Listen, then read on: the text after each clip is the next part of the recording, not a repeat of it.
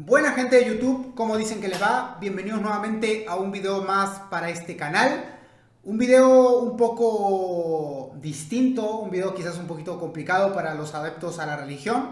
También complicado para la gente en general, ¿no? Porque la muerte nunca es algo que uno se lo puede tomar a bien. Nunca, salvo que sea por causas naturales, porque pues después de todo es el ciclo de la vida, ¿no? Pero, sin embargo, hay que entender que siempre nunca nos puede dejar indiferente, ¿no? En este caso vamos a reaccionar a un video llamado Muere el Papa que transformó la Iglesia, sus luces y sus sombras, del canal Visualpolitik. Vamos a ver qué tal, a ver qué onda, ¿no? Yo del Papa Francisco lo único que he sabido es que es argentino, no tengo idea mucho de detalles sobre lo que ha hecho, la verdad. Perdón si peco de ignorancia con respecto a este caso, pero por eso vamos a ver este video para poder informarnos un poco y como para poder tener una conmemoración al respecto, ¿no? Antes de continuar, quiero decir que este video me lo han recomendado y no solamente me lo han recomendado, sino que lo han hecho a través de una donación. Así que un aplauso para Pesadilla Americana, que nos ha dado el dinerito para reaccionar a este video. Y sin más preámbulo, gente, pongámonos en onda para ver qué tal y qué ha sido esto, porque ha sido una pérdida muy grande para el tema religioso, ¿no? Entonces, vamos a darle caña.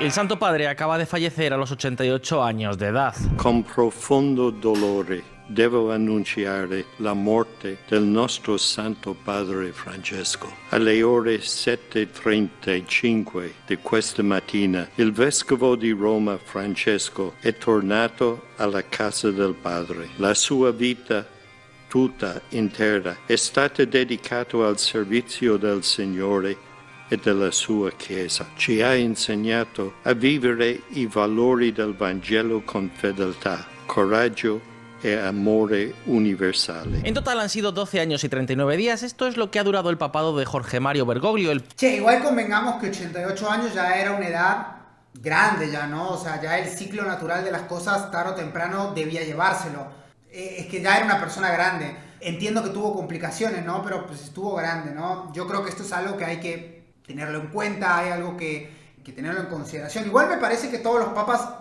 asumen el poder ya de grandes, ¿no? Corríjanme si me equivoco, pero me parece que la gente que asume el papado ya son personas bastante grandes, ¿o no? Papa Francisco, el primer papa no europeo y el primer papa jesuita de toda la historia. Voi sapete che il dovere del conclave era di dare un vescovo a Roma. Sembra che i miei fratelli cardinali sono andati a prenderlo quasi alla fine del mondo. Vi lascio grazie tante dell'accoglienza. Pregate per me e a presto, ci vediamo presto. El nombramiento de un papa latino marcó un antes y un después. Fue la clara manifestación de cómo la Iglesia ha cambiado y cómo ahora sus feligreses están sobre todo fuera de la vieja Europa. Claro.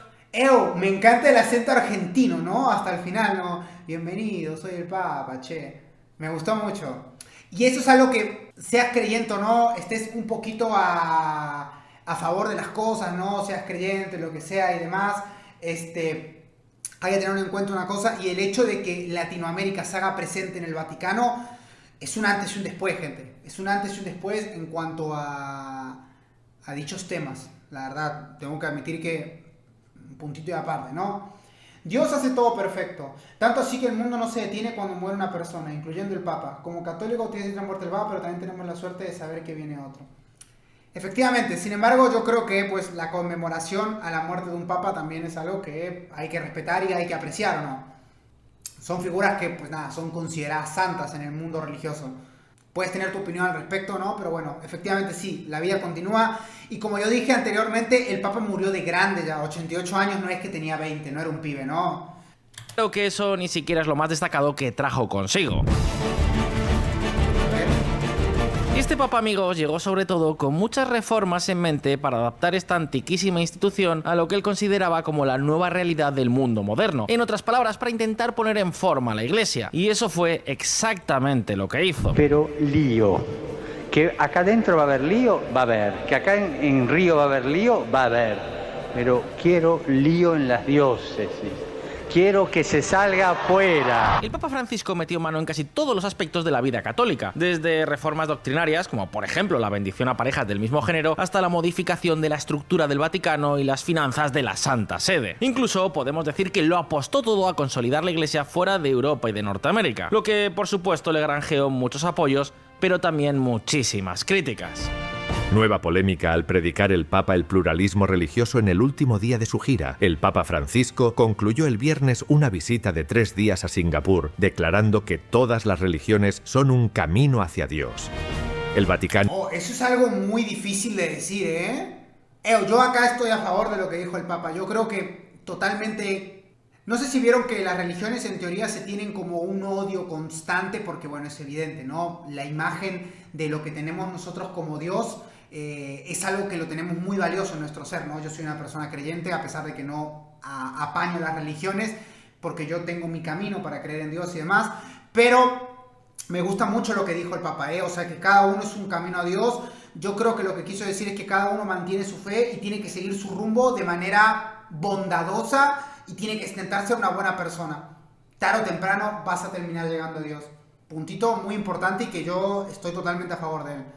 Declarando que todas las religiones son un camino hacia Dios. El Vaticano, una profunda división. El Papa Francisco, cada vez más presionado por los conservadores, el clan conservador de la Curia Romana, el poderoso órgano de gobierno de la Santa Sede, le acusa de una visión laxista de la doctrina católica. ¿Qué os voy a contar? El Papa Francisco ha sido uno de los papas más controvertidos de los últimos 100 años. Muchos le llegaron a calificar incluso como el Papa Rojo y otros bendijeron el cambio de rumbo y el aire fresco que le dio a la Iglesia.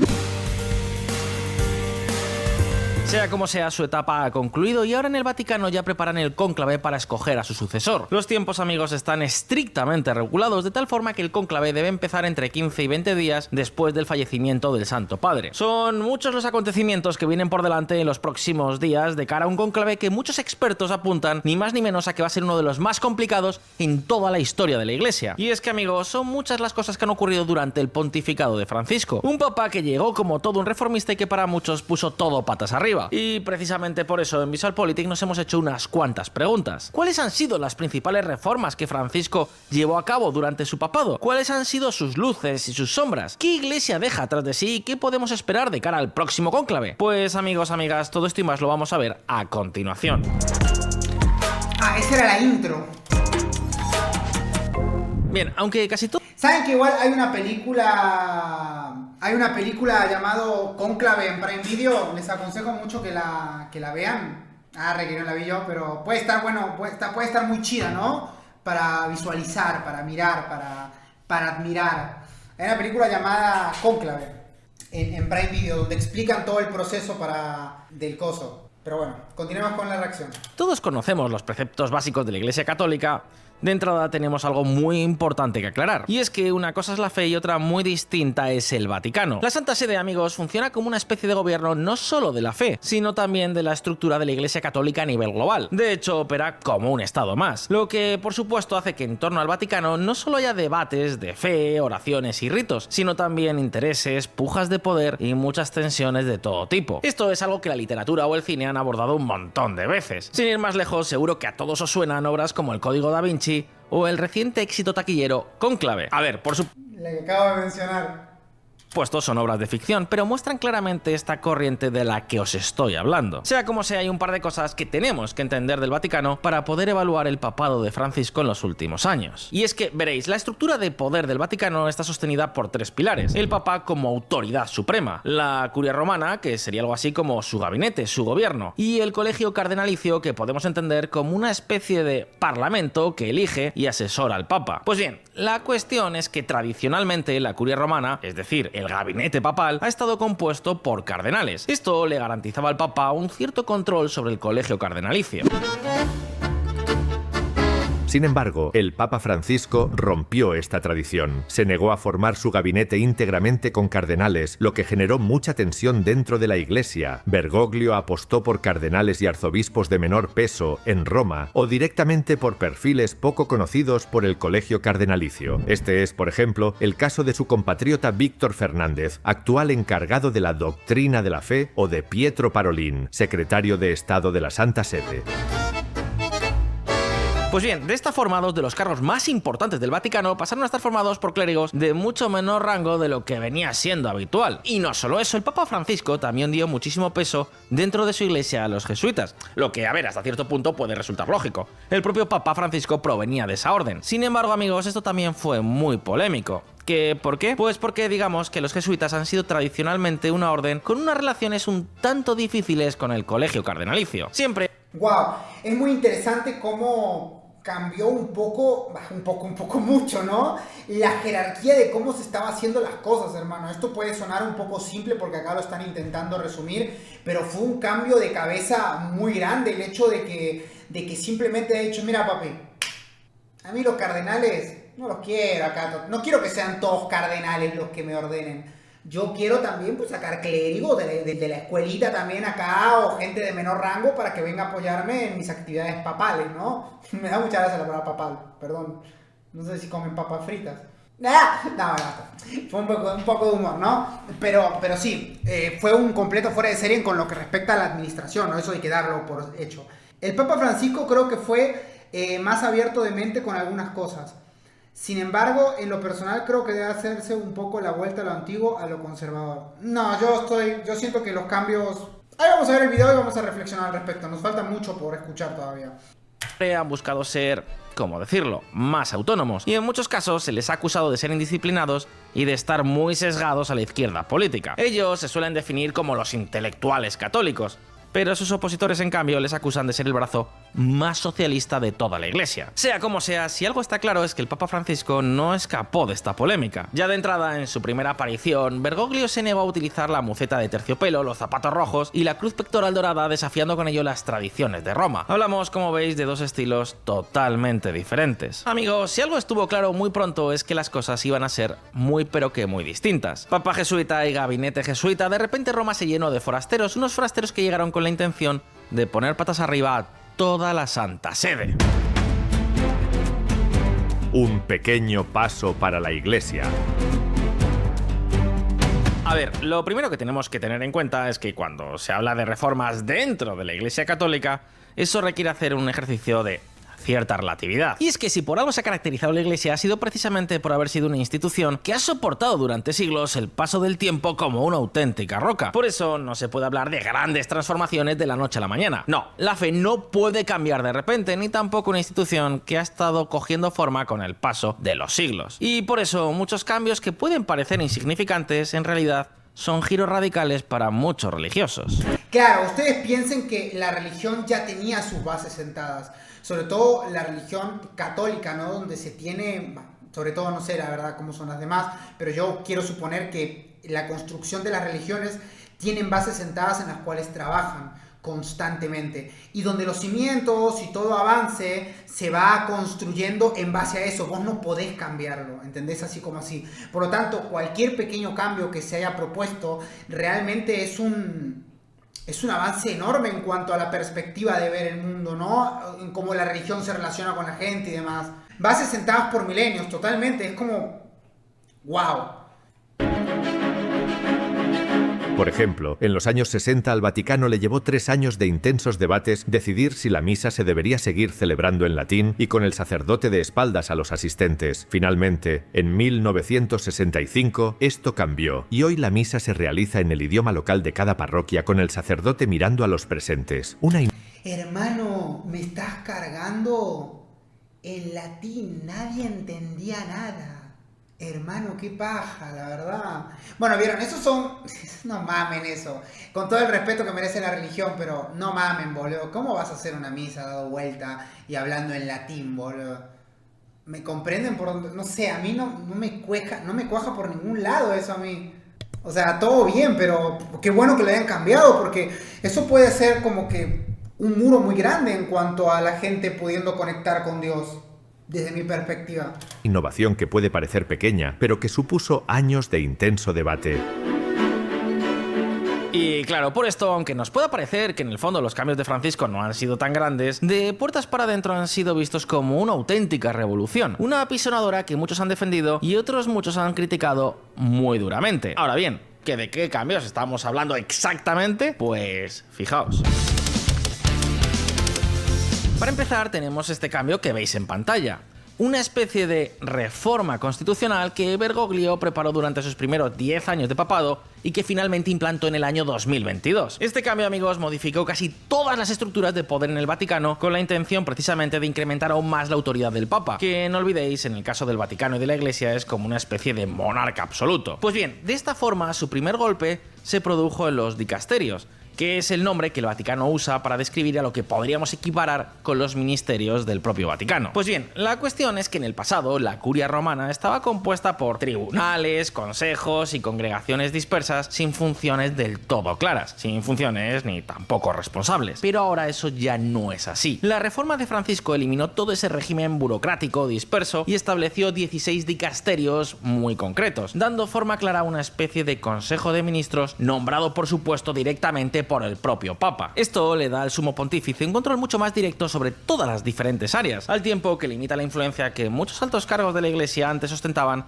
a través de todos esos órganos dispersos que hemos comentado. Ahora hay un responsable claro nombrado directamente por el Santo Padre y que responde ante él, es decir, hay una estructura mucho más jerárquica. Y eso no es todo. El dicasterio para la doctrina de la fe, que era conocido por ser el ministerio más poderoso, fue despojado de este estatus. El Papa Francisco empoderó en cambio al dicasterio para la evangelización como el área de mayor influencia en toda la Iglesia, y además se nombró a sí mismo como el titular de esa cartera. Perdono la serenità interiore, la vivacità e l'audacia e si nascondono sotto le carte, diventando máquine de práctica. Ya os he dicho que una de las grandes obsesiones del Papa Francisco fue precisamente consolidar e incrementar la presencia de la Iglesia Católica en nuevos territorios, especialmente en el África subsahariana. Pero amigos, aquí no terminan ni muchísimo menos todos los cambios. Che, muy a favor de lo que hizo, la burocracia pedorra hay que acabarla de una vez. Vieran que literalmente había ñoquis en el Vaticano, boludo. Los de Argentina van a entender el concepto ñoquis, pero no sé si saben, pero bueno, supongo en todo el mundo debe existir el ñoquis, ¿no?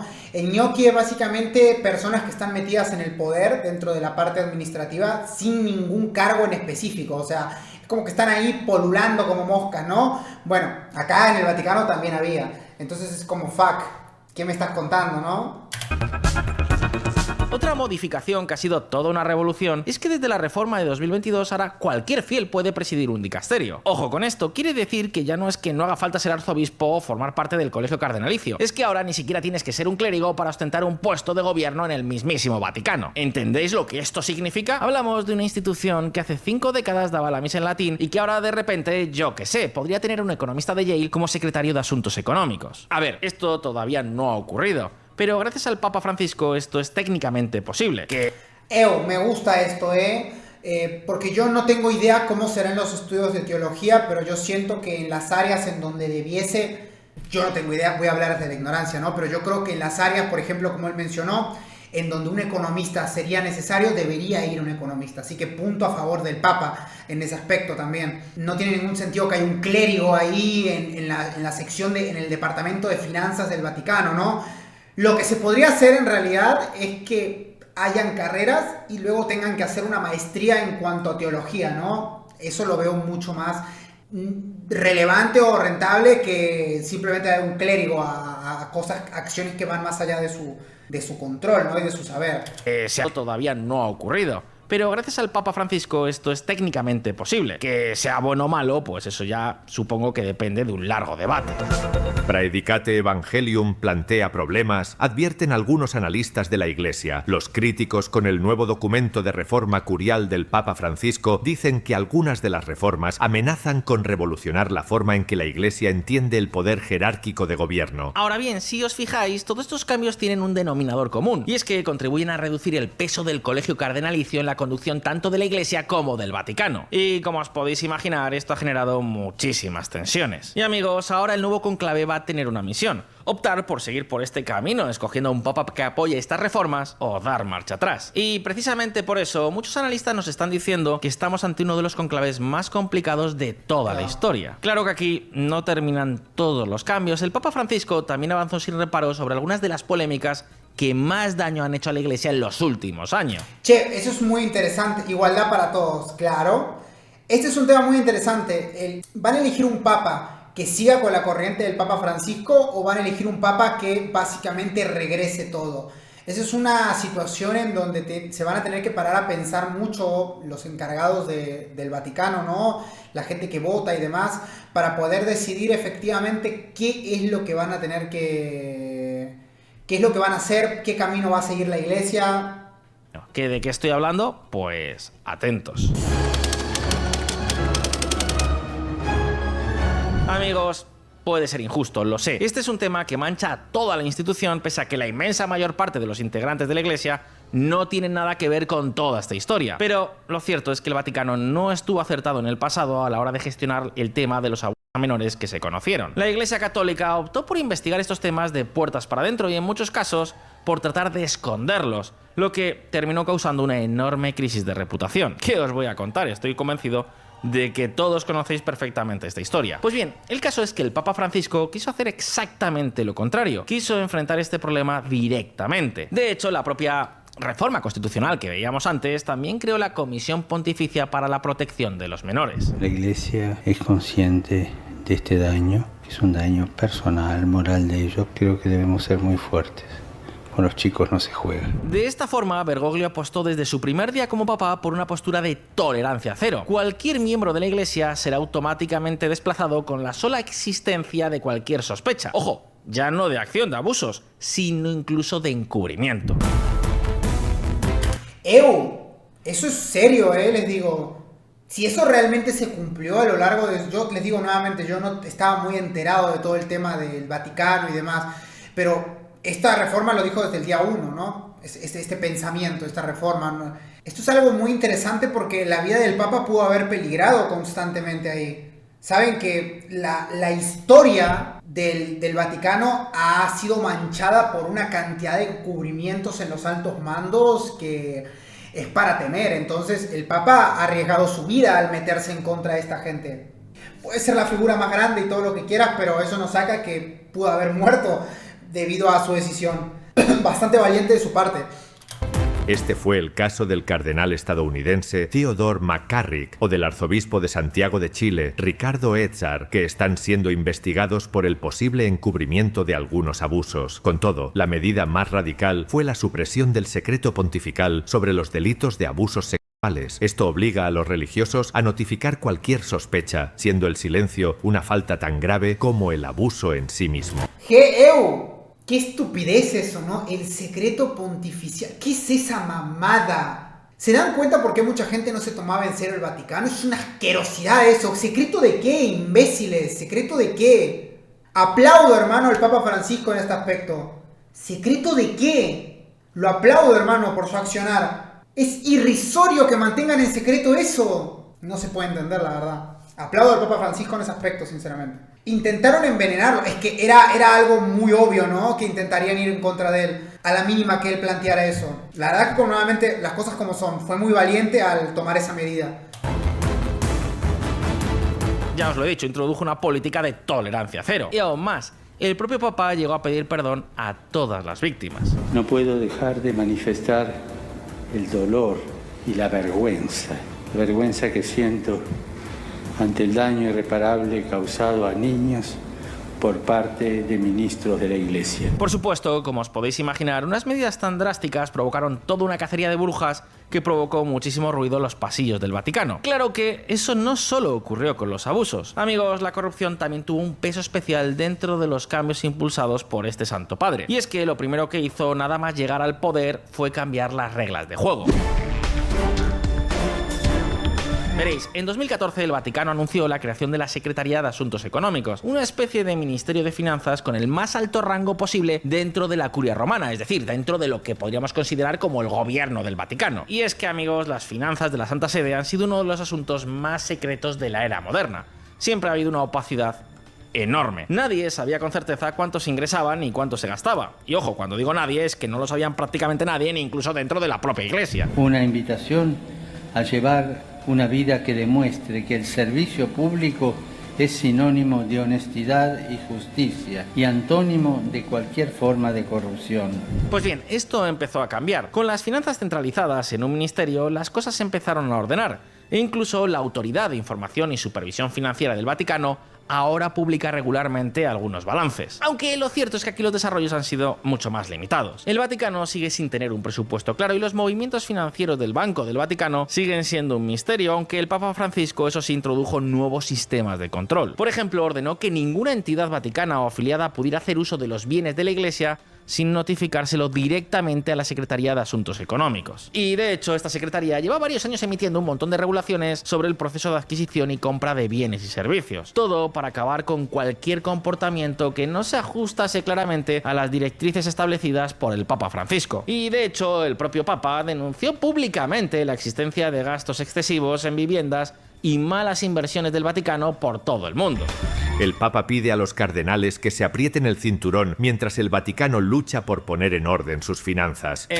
Totalmente a favor, ¿qué quieren que les diga? O sea, el hecho de mantener ahí en el aire cuánto entra, cuánto sale, que no sé qué. Hermano, hasta ahora todas medidas muy buenas. Yo no entiendo por qué hay gente que quisiera retroceder a lo que hizo el Papa.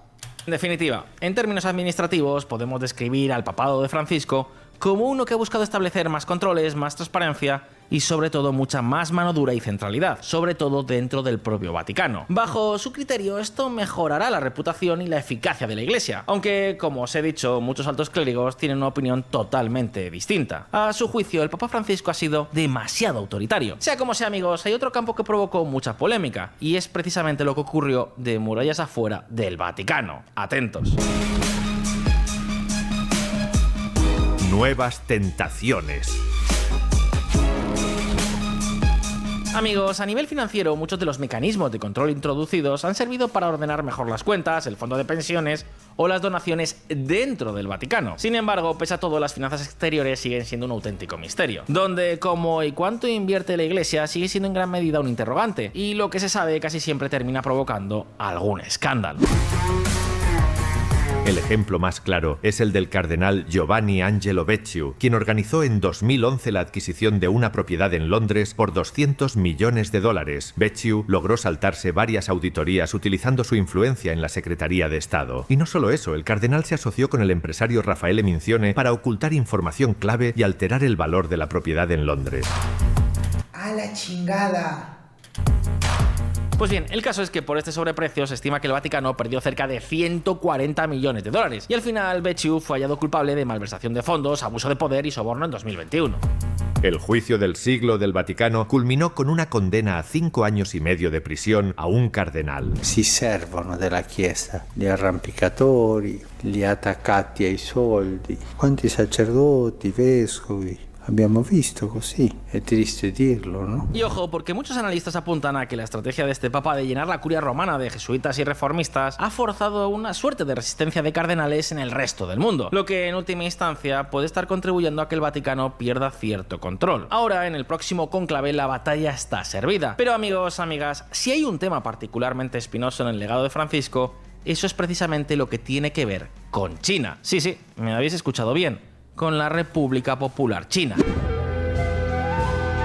En 2018, Pekín y el Vaticano firmaron un acuerdo, cuyos términos exactos son secretos, donde ambos gobiernos acordaron el nombramiento de obispos en el gigante asiático. La medida no tenía precedentes. Conforme a este acuerdo, China permitía la existencia de clérigos católicos a pesar de limitar ampliamente la libertad religiosa. Por eso, Xi Jinping pidió a cambio tener voz y voto en los nombramientos de los obispos chinos, es decir, poder limitar e influir en la autoridad del Papa. Francisco aceptó el trato, alegando la necesidad de penetrar en uno de los países más poblados del mundo.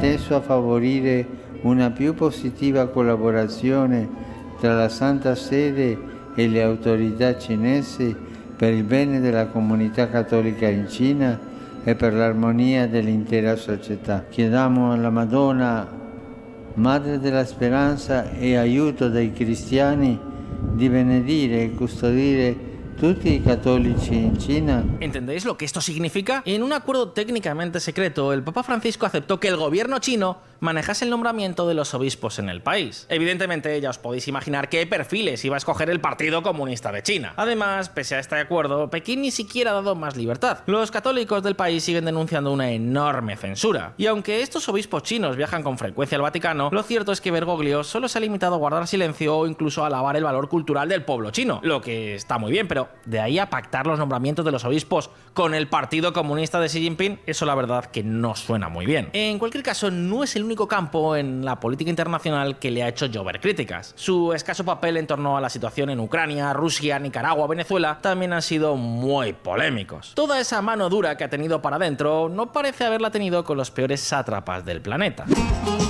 Claro, bueno, ese es un punto muy relevante a tener, ¿no? Y tampoco nos vamos a hacer los pelotudos. ¿Qué pasó con el Papa en eventos que ocurrieron afuera del mundo, ¿no? En donde uno diría, fuck, hermano, la máxima autoridad que representa a Dios debería haberse presentado en esos lugares, ¿no? Pero bueno, puntos que vamos a tener en consideración y que es así, ¿no? Porque claro, es como dice el tipo acá del video, es como dice el chico, ¿no? El presentador del video. ¿Por qué puertas adentro una cosa, puertas afuera otra cosa? Pero bueno, nada, yo supongo que igual es más fácil decirlo que hacerlo, ¿no? Ojo, el chico transmitió el pensamiento popular, no es lo que debe pensar él, ¿no? O no sé realmente. Pero me refiero a que, claro, es normal que la gente piense eso, pero también es normal saber que, claro, es más fácil decirlo que hacerlo. ¿Qué pudo haber hecho el Papa ahí? Desde mi perspectiva no lo sé. Entonces... La mayoría de los expertos en geopolítica del Vaticano aseguran que esta política exterior ha sido una de las más limitadas de las últimas décadas. Su único papel ha sido mejorar su relación con los países musulmanes con varias visitas a países como Irak, Egipto, Emiratos Árabes, Marruecos o Bahrein. Amigos, así ha sido el papado de Francisco. Ahora lo más importante, lógicamente, es lo que está por venir. ¿Un nuevo tiempo? Amigos, hay algo que Bergoglio siempre criticó, y esa es la poca representatividad que tenía el colegio cardenalicio a escala global. Y es que veréis, en el cónclave de 2013, donde Bergoglio fue electo papa, 7 de cada 10 electores eran europeos o norteamericanos, pese a que la mayoría de los fieles ya estaban en otras partes del mundo. Esto es algo que se ha ido corrigiendo, básicamente porque este papa dio preferencia a otras muchas regiones, nombrando un montón de cardenales nuevos. De esta forma, en este próximo cónclave, Europa, Estados Unidos y Canadá apenas sumarán algo menos de la mitad de los cardenales, mucho menos que en cualquier proceso anterior. Ahora zonas como Asia-Pacífico o el África subsahariana tendrán un peso inédito. Y es que, amigos, la Iglesia cada vez será menos europea y menos norteamericana. El Papa Francisco ha dado claramente el pistoletazo de salida para un cambio que promete cambiar por completo toda la Iglesia católica. Lo curioso, por cierto, es que muchas de estas nuevas zonas de influencia son mucho más conservadoras. Así que a la larga, con sus cambios, muchos analistas creen que el Papa Francisco puede haber alimentado un resultado muy distinto al que él mismo buscó. Pues bien, sea como sea, estas son las principales luces y sombras de un papado que ha sido histórico. La pregunta ahora te la dejamos a ti. ¿Qué nota le pondrías al papado de este sumo pontífice? ¿Crees que las reformas emprendidas son el camino a seguir? ¿Qué crees que se le viene ahora a la Santa Sede y al conjunto de la Iglesia católica? Déjanos tus opiniones por aquí abajo en los comentarios. Abramos debate. Y muy importante, si este vídeo te ha resultado interesante, no olvides darle al botón de like y suscribirte a Visual Politics si es que aún no lo has hecho. Una vez más, muchas gracias por estar ahí, un saludo, hasta la próxima. A ver, gente, a ver, hay un tema muy complejo acá, ¿no? Yo creo que realmente el Papa hizo un buen camino, siento que ese es el camino que se tiene que tomar y siento que si luego se va a ver una... No es que siento que va a haber un nuevo cargo papal, va a haber un nuevo sumo pontífice. Yo creo que debería seguir las líneas de este Papa del Papa Francisco. Siento que este es el camino, siento que ese es el rumbo que hay que tomar, siento que no hay necesidad de volver atrás, la religión tiene que evolucionar, es así. Mucha gente puede decir, no, pero es que la religión es una y ha seguido... No, la religión... cambia con respecto a ciertas cosas. Hay errores de interpretación y yo creo que el camino a Dios puede evolucionar con respecto a ciertas cosas. Es así. La verdad, espero que se siga este mismo rumbo.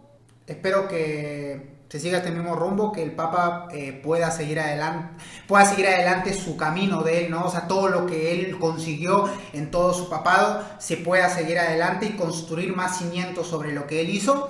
Y nada, esa es mi opinión al respecto. Me parece que 10 puntos, su papado. Hay mucha gente que no le pareció muy interesante el papado de este papa. A mí me pareció increíble, según lo que escuché en el video. Nuevamente les digo, yo fui con los ojos vendados a ver este video.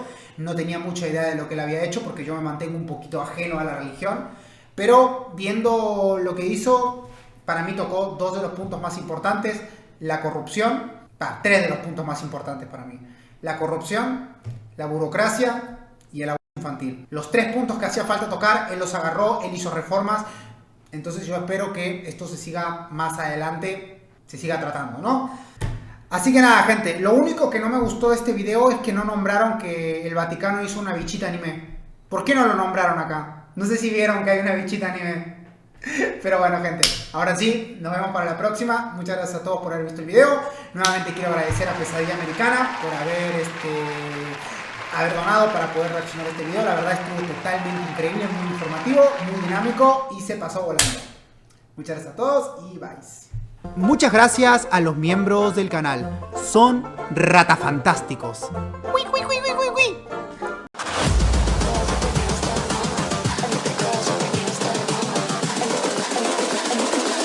I think the girls with their nails done now.